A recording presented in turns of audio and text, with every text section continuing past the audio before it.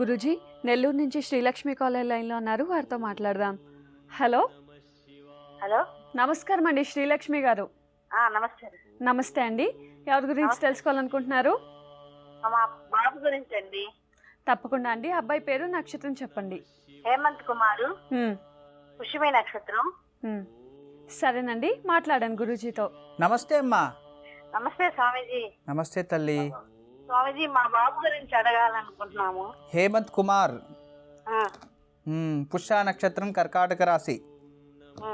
ఏం తెలుసుకోవాలి హేమంత్ కుమార్ జాతకంలో? బాబు జాబ్కి వెళ్ళట్లేదు స్వామి.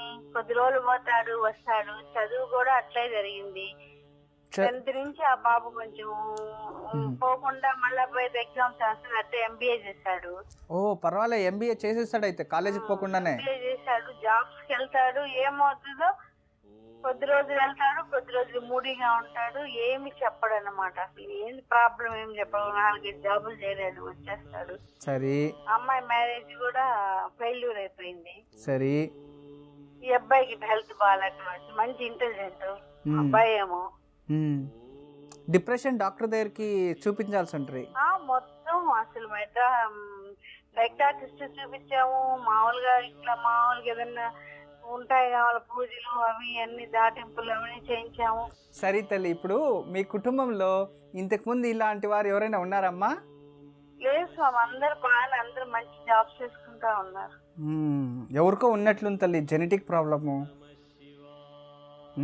ఈ అబ్బాయి కూడా 11/7/83లో జన్మించాడు స్వామి. సోని 11/7/83 పుష్య నక్షత్రం, కర్కాటక రాశిలో జన్మించాడు. బాగానే ఉంది జన్మజాతకం. అయితే అబ్బాయి కంప్లీట్లీ డిప్రెషన్ లో ఉన్నాడు. కానీ ఎందుకు డిప్రెషన్ కి అయ్యాడు అది చెప్పట్లేదు స్వామి. ఏమంటే సైకాట్రిస్ట్ చూపించాము. ఇప్పుడు 10th లో ఎంత వచ్చింది? ఆయన దగ్గర చూపించాము, హైదరాబాద్ తీసుకెళ్ళాము. మళ్ళీ ఏమంటే ఇట్లా జాతకాలు చూపించుకొని అబ్బాయి జాతకం బ్రహ్మాండంగా ఉందంటారు, మంచి జాతకం అంటారు. ఏంటో ఇది మాకేం అర్థం కావట్లేదు. సరేమ్మా, సరే తల్లి, మంచిది. ఇప్పుడు అబ్బాయి 10th లో ఎంత పర్సెంటేజ్ వచ్చింది? 10th లో బాగా వచ్చింది స్వామి. సెకండ్ ఇంటర్ లో కూడా సబ్జెక్ట్ ఫెయిల్ అయ్యాడు, మన వెంటనే రాసి పాస్ అయ్యాడు. ఓ అంతే. 10th బాగా వచ్చింది, అతను ఇంటర్ లో ప్రాబ్లం స్టార్ట్ అయింది అనమాట. 10th అప్పుడే స్వామి మా పాపకు మ్యారేజ్ చేసాము స్వామి. నా పాపకు మ్యారేజ్ చేసాము. ఈ అబ్బాయి హెల్త్ బాగా లేకుండా రావటం. ఏమైంది హెల్త్ ఇష్యూస్?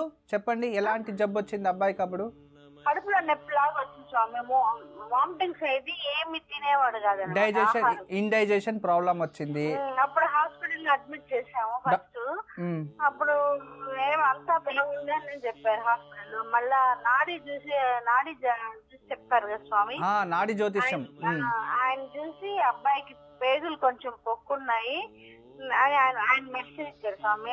ఆ తీర్థం తాగినప్పుడు జబ్బు వెళ్ళిపోయిందా? జబ్బు వెళ్ళిపోవడం అంటే మళ్ళా ఎగ్జామ్స్ మటుకు వెళ్ళి అటెండ్ అయ్యేవాడు స్వామి. 2 నెలలు 3 నెలలు పోకపోయినా కూడా మళ్ళీ కవర్ అయిపోయేవాడు, తన ఎగ్జామ్స్ రాసేవాడు. అమ్మా, అలాంటి వాళ్ళది నిజమైన ప్రేమ కాదు, అది వ్యామోహం. ఎగ్జాక్ట్లీ చిన్నత్త, నిజంగా ప్రేమించుకున్న వాళ్ళు అలా చేయరు. ఎంత మనసు విరిగిపోతే కన్న కూతుర్ని పట్టుకొని మా దృష్టిలో చచ్చిపోయా ఉంటుందా తల్లి? అది సరే అమ్మా, తన కూతురుతో తన మాట అనేటప్పుడు ఆమె మాటల్లో వ్యథ, కళ్ళల్లో బాధ గమనించావమ్మా?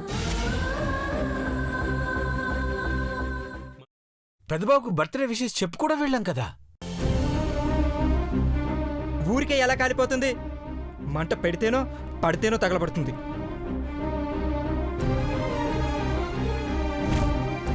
కరెక్ట్ చిన్నబాబు, నీకొచ్చినట్టే నాకు డౌట్ వచ్చింది. పార్వతే షర్టును తగలబెట్టిందనుకుంటా.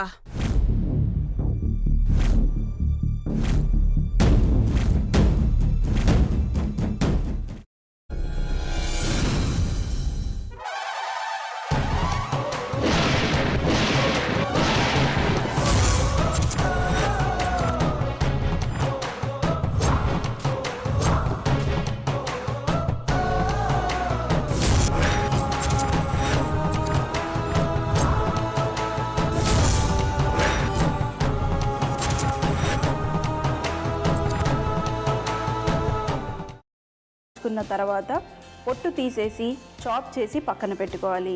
ఒక ప్యాన్లో కొద్దిగా నూనె వేడి చేసి అందులో ఆవాలు, మినప్పప్పు, శనగపప్పు, కరివేపాకు, సన్నగా తరిగి పెట్టుకున్న ఉల్లిపాయలు వేసుకుని 1 నిమిషం పాటు వేయించుకోవాలి. ఆ తర్వాత కాల్చి కట్ చేసి పెట్టుకున్న వంకాయని కూడా అందులో వేసుకుని బాగా మిక్స్ చేసి బౌల్లోకి ట్రాన్స్ఫర్ చేసుకుని అందులో తగినంత చిక్కటి పెరుగు లేదా పల్చటి పెరుగు వేసుకుని మిక్స్ చేసి అన్నంతో కానివ్వండి, చపాతీతో కానివ్వండి సర్వ్ చేసినా చాలా బాగుంటుంది.